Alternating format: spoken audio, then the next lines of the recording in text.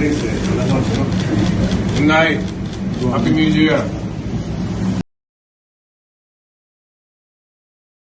At the beginning of January 2026, the United States organized and executed an unprecedented military operation against the regime in Caracas, during which Venezuelan President Nicolas Maduro and his wife, Cilia Flores, were captured and transferred to the United States to face trial in a federal court. Donald Trump, the President of the United States, officially confirmed this action at a press conference, stating that American forces had carried out an extensive military mission named Operation Absolute Resolve, aimed at capturing Maduro. Trump declared that the operation had been successfully executed and that its purpose was to deliver justice, including charging the Venezuelan leader with crimes related to drugs and terrorism. Following the operation, Maduro appeared in a federal court in New York, where he pleaded not guilty to charges filed by U.S. authorities, including drug trafficking and narco-terrorism. The operation involved airstrikes and actions by U.S. Special Forces in areas of Caracas, and Venezuelan official sources reported significant loss of life. Venezuelan authorities stated that at least 24 Venezuelan security officers were killed, and other deaths, including those of Cuban military personnel involved in the regime's security, were reported. According to the Caracas government, the operation included air raids and armed confrontations, which drew intense criticism and raised concerns about the impact on the civilian population. After his capture, Maduro was brought to the United States, where federal authorities will try his case under American law, raising questions about the jurisdiction and legality of such an external action. Following Maduro's removal, power in Venezuela was officially assumed by Vice President Delcy Rodriguez. However, social and political tensions remain high. Paramilitary groups and forces loyal to the former regime continue to maintain control in certain urban areas, and the internal situation remains fragile. In addition to the officially confirmed political, economic, and social crisis, Venezuela's situation has generated numerous conspiracy theories, fueled by a lack of transparency and international tensions. One of the most widespread ideas is that external interventions, including the U.S. operation to capture Nicolas Maduro, were motivated solely by the desire to control oil resources. Venezuela holds the largest proven oil reserves in the world, and this theory claims that geopolitical and economic motives predominated in political and military decisions, rather than concerns for human rights or democracy.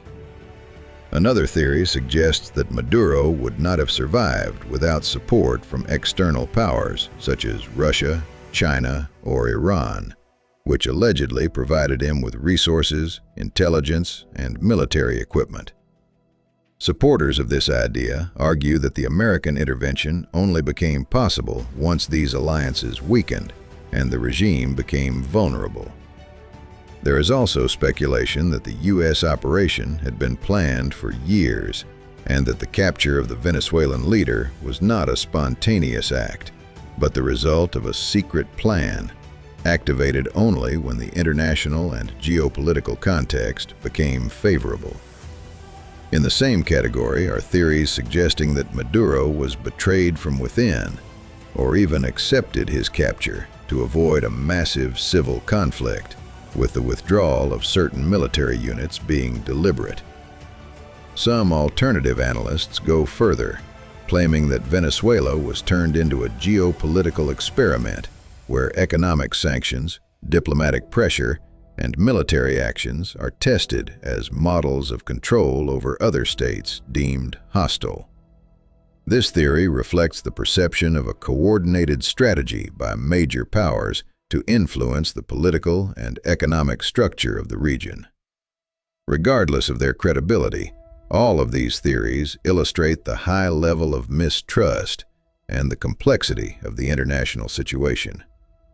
They are not officially confirmed, but remain part of the global discourse on Venezuela, shaping public perception and understanding of the crisis. After Nicolas Maduro was captured by U.S. forces, Venezuela entered a period of profound uncertainty.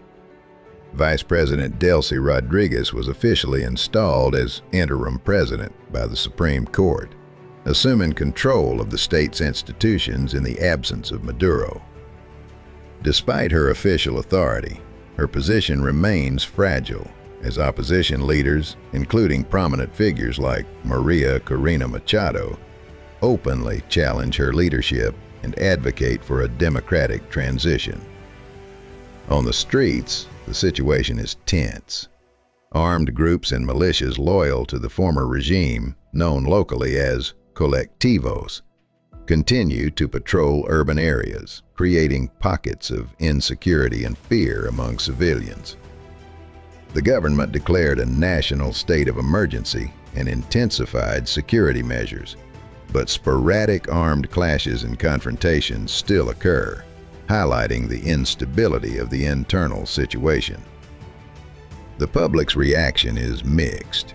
Some communities welcome the removal of Maduro with cautious hope, while others remain anxious, fearing ongoing violence and shortages of food, medicine, and essential services. This combination of relief and uncertainty underscores the fragile social fabric of the country.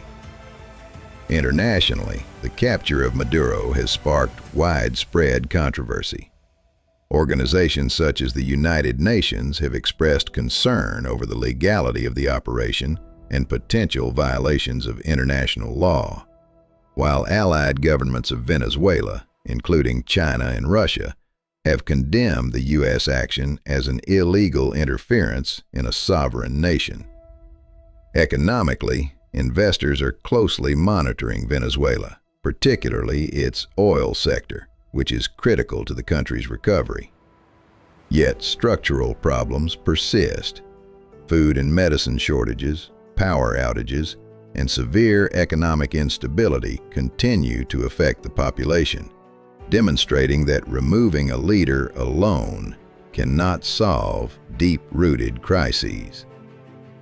In sum, post-Maduro Venezuela is a country in transition, grappling with contested political authority, fragile security, social uncertainty, and an economy under extreme pressure.